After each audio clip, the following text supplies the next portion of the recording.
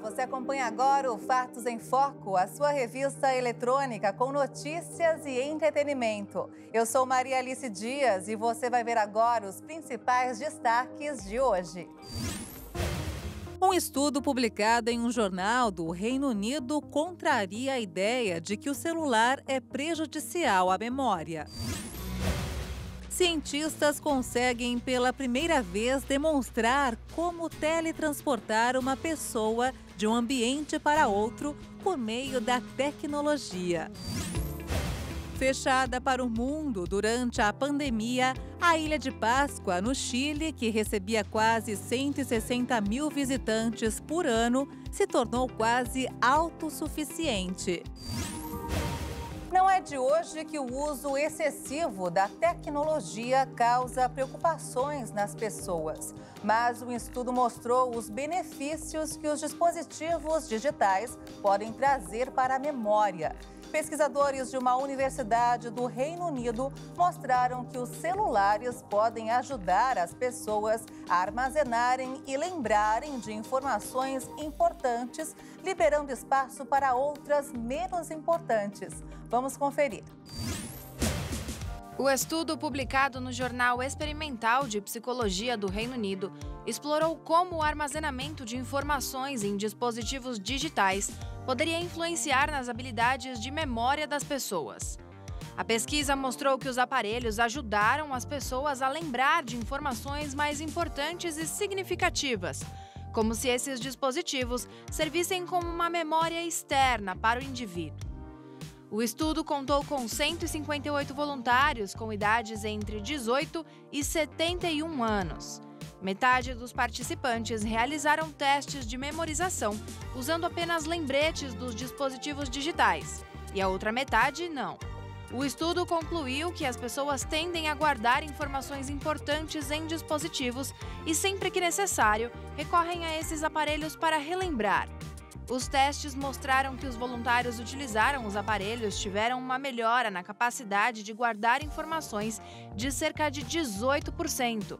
Já informações menos relevantes permaneceram apenas na memória cerebral. Os neurocientistas já haviam expressado preocupações com o uso excessivo de tecnologia, mas os novos resultados mostraram que usar um dispositivo digital como memória externa ajuda as pessoas a lembrar não apenas as informações salvas no aparelho, mas também as ajuda a lembrar das informações não salvas. Praticamente todo mundo sabe que a reciclagem tem grande importância para a preservação do meio ambiente e para a sociedade, já que, além de criar empregos, torna desnecessária a retirada de novos recursos da natureza. Mas a verdade é que, mesmo sabendo disso, muita gente ainda não separa o lixo. O Brasil perde por ano 14 bilhões de reais com materiais que poderiam ser reciclados, mas acabam em aterros como este em São Paulo, que já está quase no limite de sua capacidade. A previsão é que o CTL, Centro de Tratamentos Leste, como é chamado, encerre suas atividades daqui menos de 4 anos. Mas tem algumas técnicas ainda a serem empregadas que pode ser que ele aumente um pouco essa vida útil. Tem algumas técnicas a serem empregadas que a gente consegue talvez alguns anos a mais. Então, mas é bem, o tempo está aí, né? Daqui a pouco a gente não tem mais local para colocar resíduo na região leste. O assessor da Gerência de Saneamento Ambiental da SP Regula diz que, além desse, há só mais um aterro na capital paulista, que também tem prazo de validade. Deve atender a população só até 2038. Para resíduo orgânico domiciliar, são só esses 2 aterros. Os únicos 2 espaços da cidade que todos os dias recebem cerca de 12 mil toneladas de lixo domiciliar. A grande questão é que no meio de tudo isso também tem plástico, papel, metal, vidro. Se ele estiver dentro de um saco preto com os resíduos orgânicos, ele fica contaminado, ele tem que ir para o aterro. Segundo informações da EcoUrbis, a matéria orgânica aqui representa cerca de 60% do todo. O restante é a prova de que ainda falta muita consciência sobre reciclagem. A situação do lixo é realmente preocupante e é preciso tomar providência o quanto antes. Entender que o que para alguns é lixo, para outros é dinheiro. E aqui nessa cooperativa tudo isso fica muito claro, porque aqui o que é reciclável não só se transforma em sustento para quase 60 famílias, mas também em redução de impactos ao meio ambiente. A Crescer realiza coleta em condomínios residenciais, comerciais, empresas, indústrias, escolas. Todo o material que chega até aqui passa por triagem e prensagem para depois seguir para a comercialização. Foi com a renda produzida na cooperativa que a Isabel criou 3 filhos sozinha. É o que sustenta a minha casa, a minha família e a mim mesma, né? Há 15 anos já. Há 15 anos. Além da coordenadora de produção, são várias as pessoas que encontraram aqui a oportunidade que tanto precisavam. Pessoas egressas do sistema penitenciário, pessoas que vêm de programas de reabilitação de dependência química. Então, a gente abre uma oportunidade para pessoas que muitas vezes poderiam estar indo para a criminalidade. Mas será que tudo pode ser reciclado? O que se recicla hoje aqui dentro da cooperativa são os resíduos sólidos, né? Que são os plásticos, os vidros, os metais e os papéis, e os resíduos elétricos e eletrônicos. Tudo que vai na tomada também tem que dar uma destinação adequada, porque é um resíduo que pode ser um contaminante para o solo e lençóis freáticos. E não pense você que aquela caixa de pizza engordurada está fora dessa. O ruim é quando ela tem um excesso de resíduo orgânico, né? Que pode ser um contaminante para o restante das embalagens que não estão ali contaminante. Então, quanto menos resíduo orgânico misturado com a embalagem, melhor.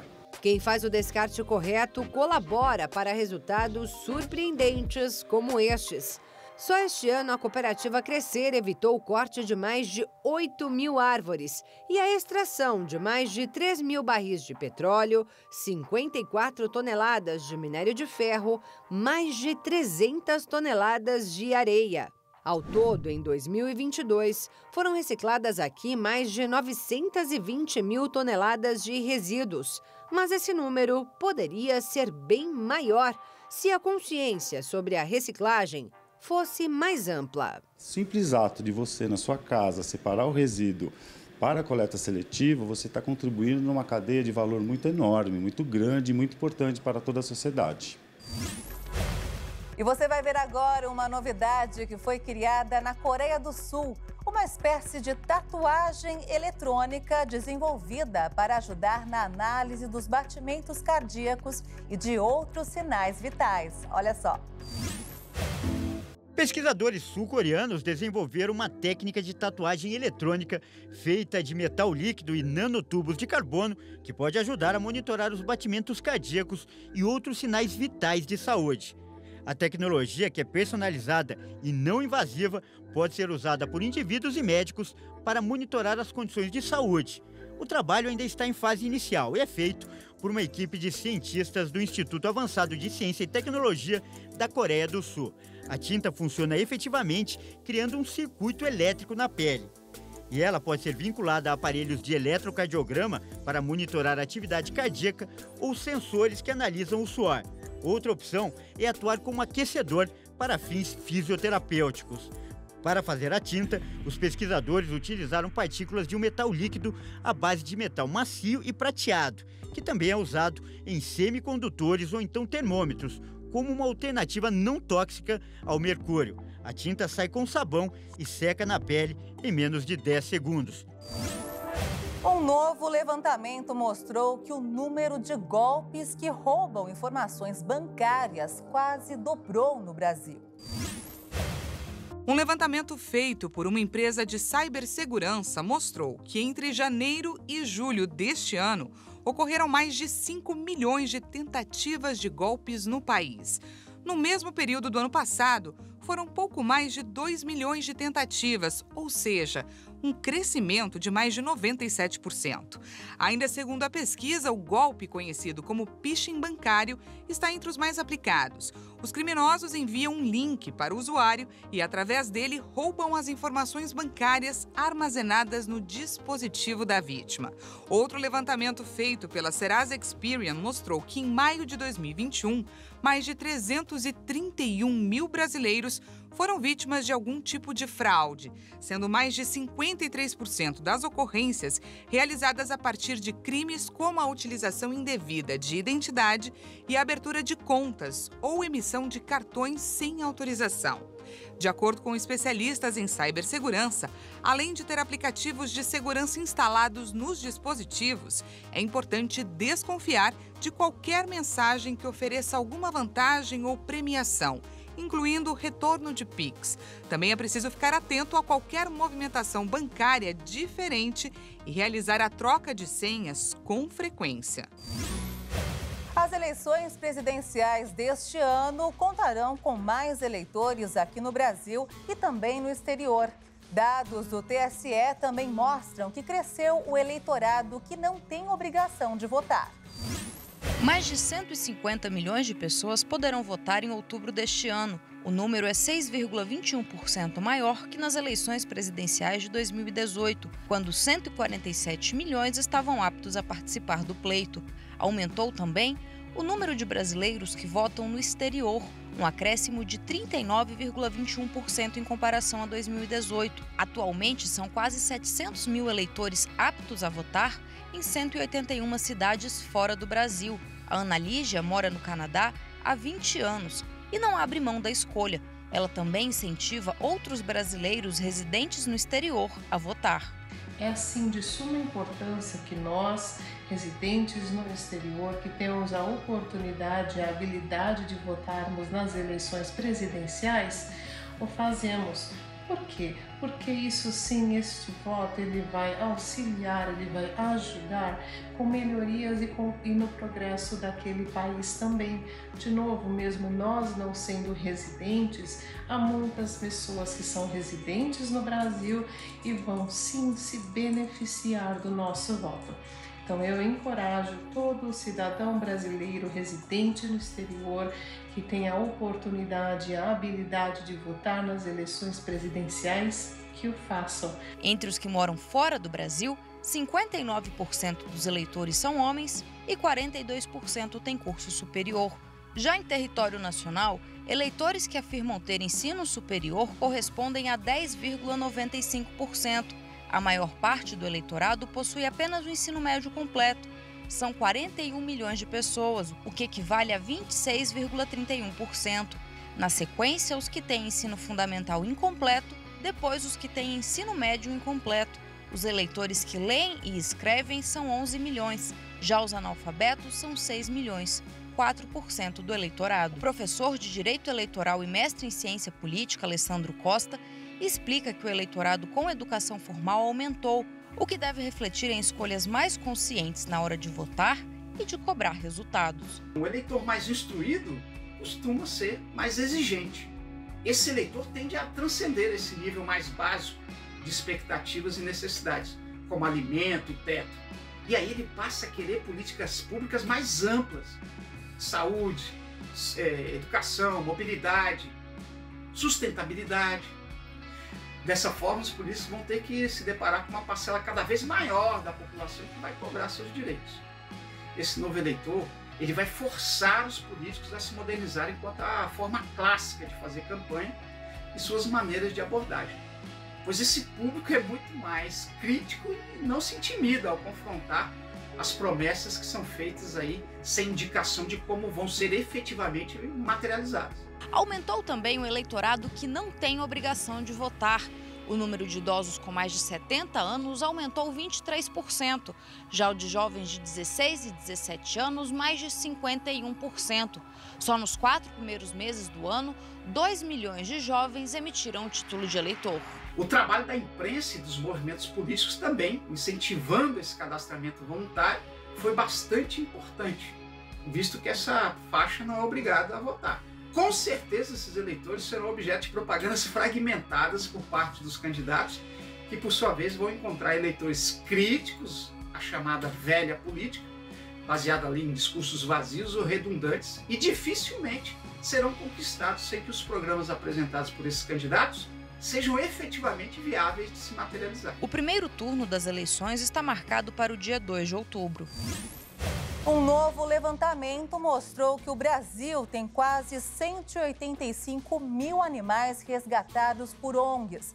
Mas olha só que preocupante, o número de animais em situação vulnerável chega a quase 9 milhões.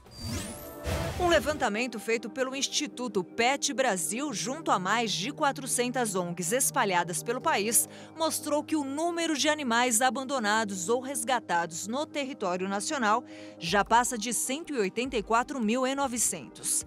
Desse número, 96% são cães, 4% são gatos. O relatório apontou ainda que 60% desses animais foram vítimas de maus-tratos e outros 40% foram abandonados pelos seus tutores. Segundo dados do Instituto, o número de bichos de estimação em condições de vulnerabilidade mais do que dobrou no Brasil entre os anos de 2018 e 2020. O país registra atualmente quase 9 milhões de animais nessas condições. A situação de vulnerabilidade é identificada nos bichos que vivem sob tutela de famílias classificadas abaixo da linha de pobreza, ou que vivem nas ruas, mas recebem cuidados de pessoas ao redor, como comerciantes ou moradores da região. São classificados como animais em situação de abandono aqueles que foram resgatados por maus-tratos ou que vivem em um determinado tempo sem o dono definido. A cidade do Rio de Janeiro vai ganhar novos clientes em seus supermercados. A partir de agora, cães e gatos poderão acompanhar seus tutores durante as compras. A iniciativa é da Associação de Supermercados do Estado do Rio de Janeiro e foi publicada pela Prefeitura da cidade por meio de um decreto que estabelece regras a serem seguidas durante as compras. A novidade acontece em razão dos pets estarem cada vez mais presentes na rotina de afazeres do consumidor, principalmente em shopping centers e restaurantes. Com o decreto, o Rio de Janeiro será a primeira capital do Brasil a permitir supermercados pet-friendly. Mas os estabelecimentos que queiram aderir vão precisar se adequar a novas regras e uma série de fiscalizações de órgãos governamentais, como o Instituto Municipal de Vigilância Sanitária e da Vigilância de Zoonoses. Após as vistorias, as lojas que estiverem de acordo receberão o selo Super Pet, que servirá como uma forma de identificar os locais onde é permitida a entrada dos animais. Como existe a possibilidade do contato direto dos pets com os alimentos, o documento que libera os pets em supermercados carrega uma série de regras de como deve ser o comportamento nas lojas. A princípio, será permitida a entrada apenas de cães e gatos com certificado de vacinação para diversas doenças e um comprovante de vermifugação. Além disso, eles devem estar em caixas próprias para transporte ou em guias. As lojas também poderão oferecer um carrinho de compras especial com um lugar próprio para o pet. Caso o equipamento não esteja disponível, o animal não pode ser colocado nos carrinhos de compras normais. Mas os tutores devem estar atentos ao comportamento do seu pet. Animais bravos ou barulhentos não serão permitidos e também será proibida a circulação deles nas áreas de produção, de manipulação e de consumação imediata, como, por exemplo, a rotisserie e o açougue. Uma outra ideia para os lojistas propostas pelo decreto é a criação de uma espécie de pet park, onde os animais poderão interagir uns com os outros e ter acesso a brinquedos. Antes da elaboração do decreto, diversos veterinários foram consultados e uma das solicitações da classe foi que os donos de supermercados devem investir na divulgação de boas práticas e bom senso dos tutores, como, por exemplo, evitar que o animal faça suas necessidades fisiológicas fora do lugar apropriado. Com a medida, os profissionais dos supermercados aptos a receberem terão que passar por treinamento e cursos de capacitação para saber lidar com diversas situações que podem acontecer durante o expediente. Você sabe sabia que pessoas que passam mais tempo ao ar livre e à luz do dia têm menos chance de desenvolver problemas de visão, como, por exemplo, a miopia? Vamos ver. A miopia é uma doença que afeta a saúde dos olhos e impede que uma pessoa enxergue objetos distantes com clareza. Uma pesquisa da Optometry Australia mostrou que grande parte dos casos de miopia em 2020 e 2021 surgiram durante o período de isolamento social, quando as pessoas ficaram mais tempo em casa e passaram a usar dispositivos eletrônicos como computadores e celulares por longos períodos. O estudo revelou que uma pessoa que desenvolve atividade ao ar livre com frequência tem menos chances de desenvolver a doença.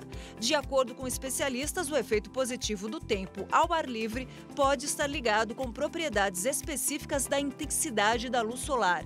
Os cientistas acreditam que a exposição à luz do dia estimule os receptores no olho a produzir dopamina, que protege contra o desenvolvimento da miopia. O globo ocular humano continua a se desenvolver até pelo menos 25 anos de idade. Por isso, é importante ficar ainda mais atento com as crianças, já que o tratamento para controlar a doença deve ser iniciado precocemente.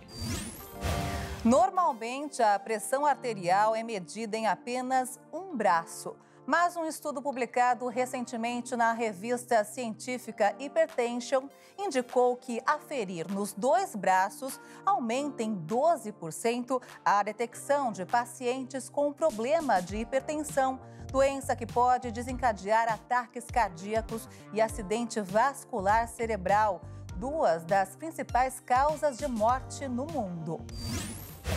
Para chegar a essa conclusão, os pesquisadores avaliaram mais de 50 mil participantes com 60 anos de idade em média, de 23 estudos em países ao redor do mundo. Todos os voluntários tiveram leituras de pressão arterial feitas nos braços esquerdo e direito, em vez de apenas em um. A pressão arterial descreve a força com que o sangue empurra os lados das artérias e é medida em milímetros de mercúrio, ou mmHg. A aferição, chamada sistólica, reflete a força do coração quando bombeia sangue pelo corpo. Enquanto isso, a diastólica mede a pressão quando o coração descansa entre as batidas.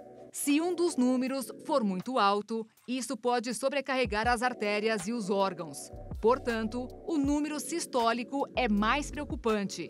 A pressão arterial é considerada alta quando está acima de 130 por 80 milímetros de mercúrio, a popular 13 por 8. A medida foi atualizada em 2018 em uma nova diretriz da Associação Americana do Coração em conjunto com o Colégio Americano de Cardiologia. Anteriormente, só era considerada hipertensão a pressão arterial acima de 140 por 90 ou 14 por 9. Os resultados do novo estudo mostraram que havia uma diferença média de 6,6 mmHg na pressão sistólica entre os braços. Quando ambas as leituras foram consideradas, quase 6.500 participantes a mais foram diagnosticados com hipertensão. A diferença de medição entre os braços pode ser causada por artérias bloqueadas. Como a hipertensão também é usada para ajudar a calcular o risco de doença cardiovascular de uma pessoa, a falta de um diagnóstico pode ter sérias consequências. Os pesquisadores ressaltaram que as diretrizes internacionais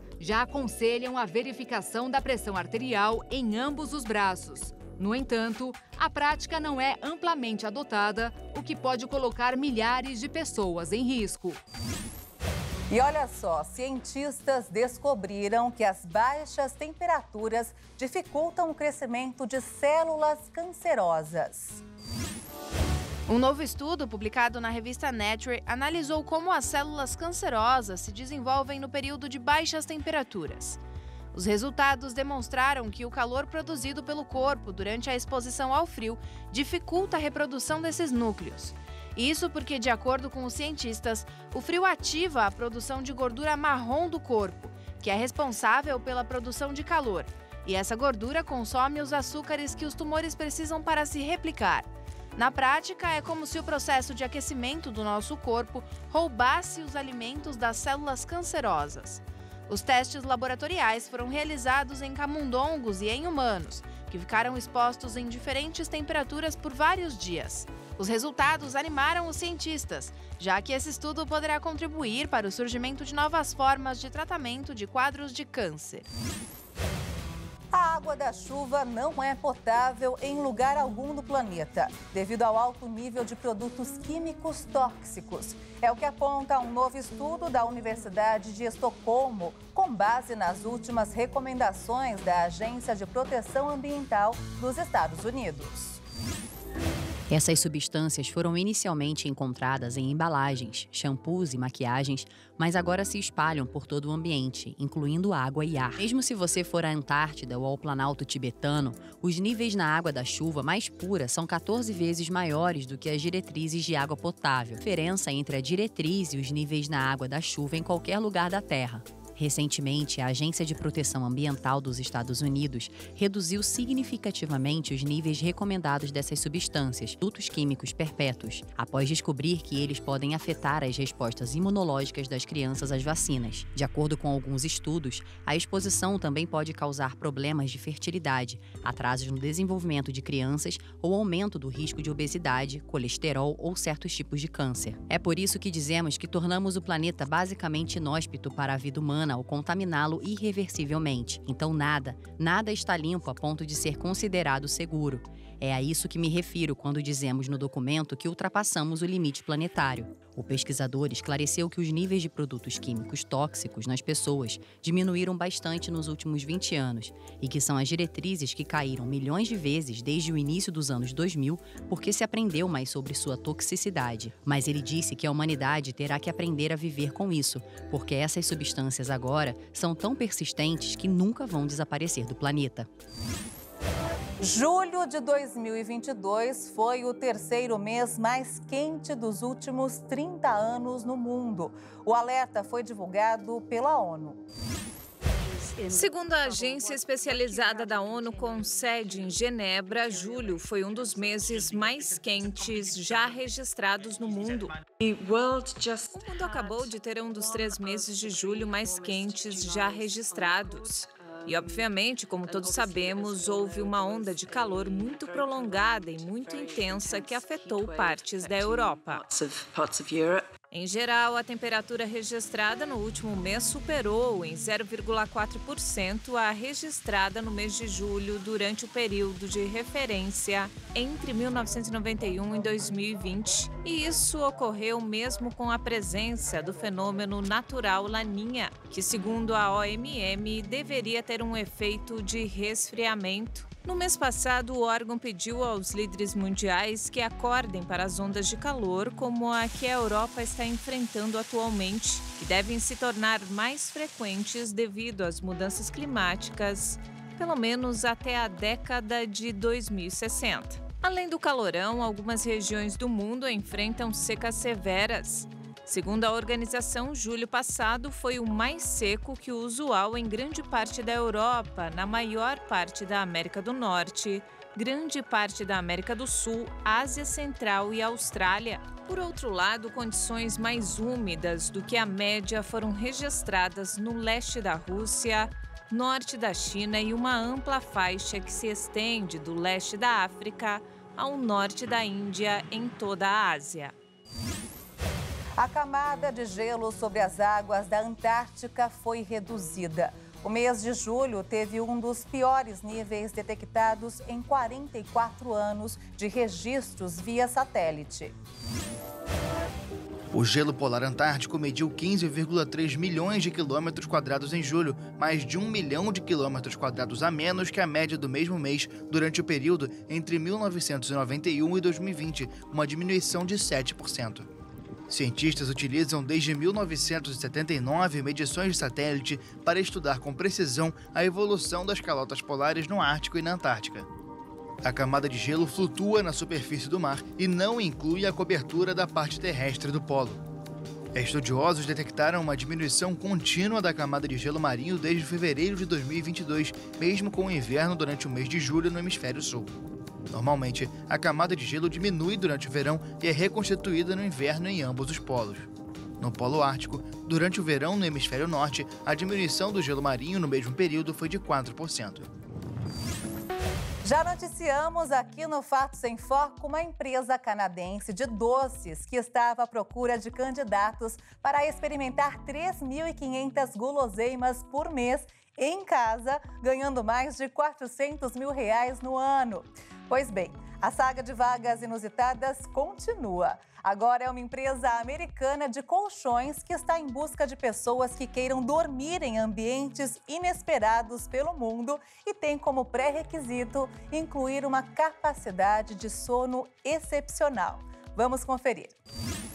Ganhar dinheiro dormindo durante o expediente de trabalho parece até brincadeira. Mas a empresa Casper criou uma vaga para quem ama dormir. Com o título Casper Sleepers, algo como dorminhocos da Casper, a descrição do anúncio diz: o candidato dos sonhos tem que ter capacidade de sono excepcional, desejo de dormir o máximo possível, disposição para estar na frente ou atrás da câmera capturando conteúdo, capacidade de dormir com qualquer coisa, paixão por compartilhar e falar sobre todas as coisas de dormir através dos canais sociais da marca e residir na área de Nova York, preferencialmente, mas não obrigatório.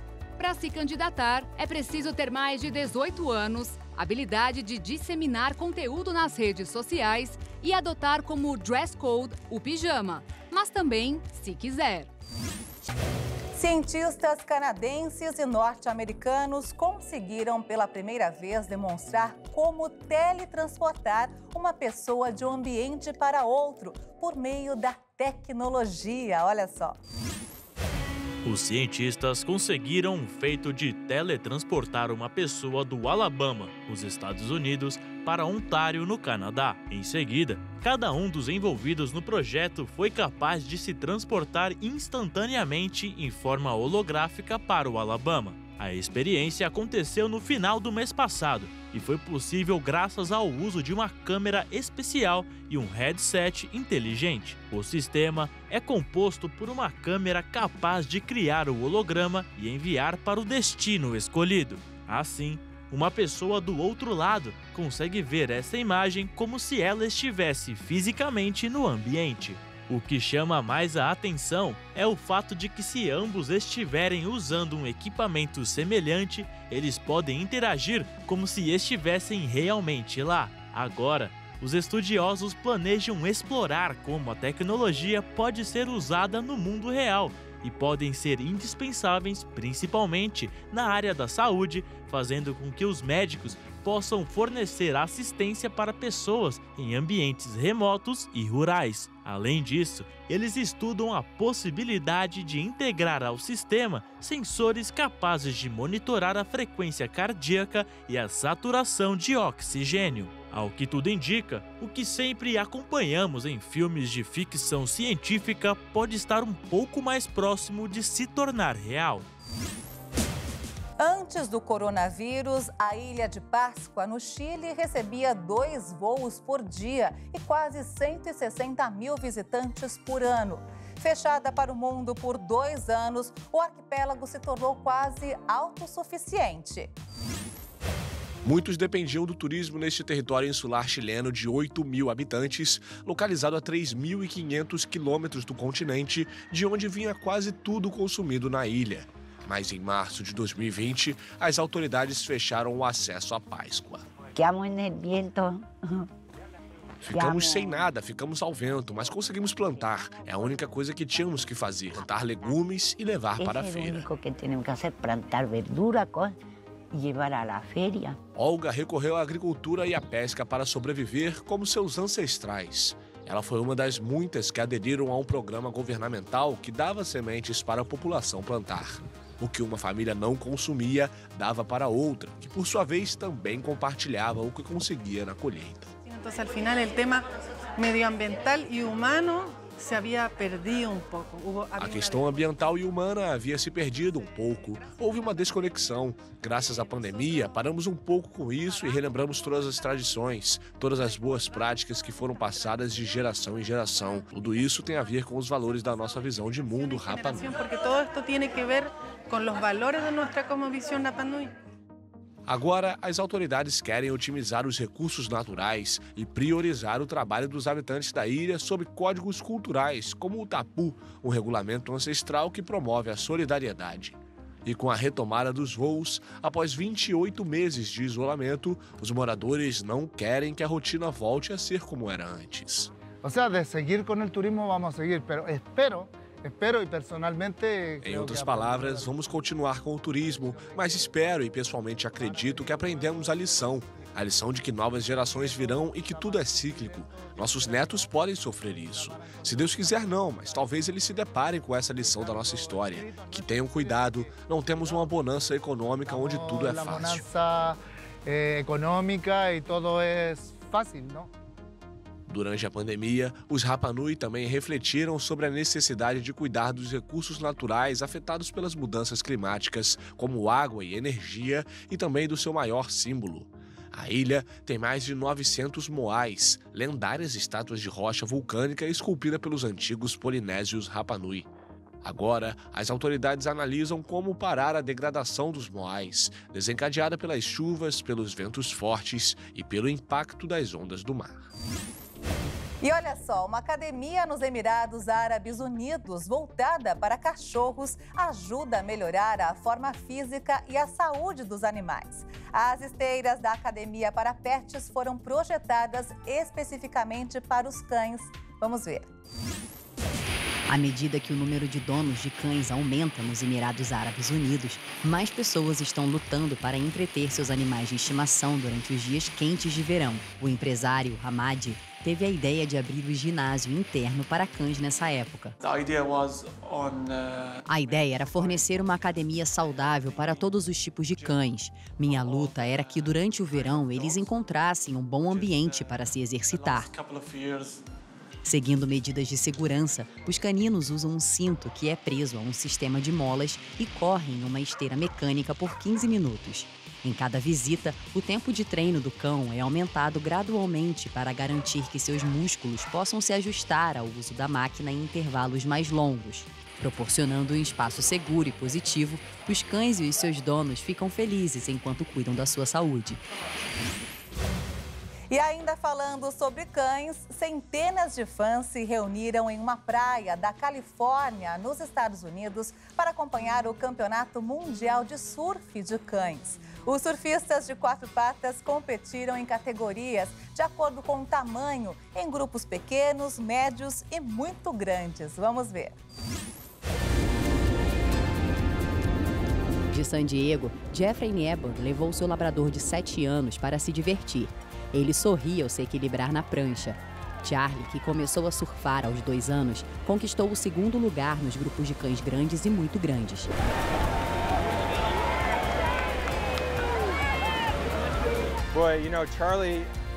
Eu não consigo explicar a paixão que o Charlie tem pelo surf. Mesmo quando não estamos surfando de forma competitiva, se formos à praia e levarmos sua prancha, ele fica empolgado para pegar ondas. Começa a latir. As pessoas adoram. People just love it. And we just like to keep it positive, have a good time, make people happy. Competindo na mesma categoria que Charlie, a cachorrinha Fault ficou em 1º lugar. Seu tutor James contou que quando filhote ela era medrosa e foi uma surpresa quando Fault pulou na prancha e não olhou para trás.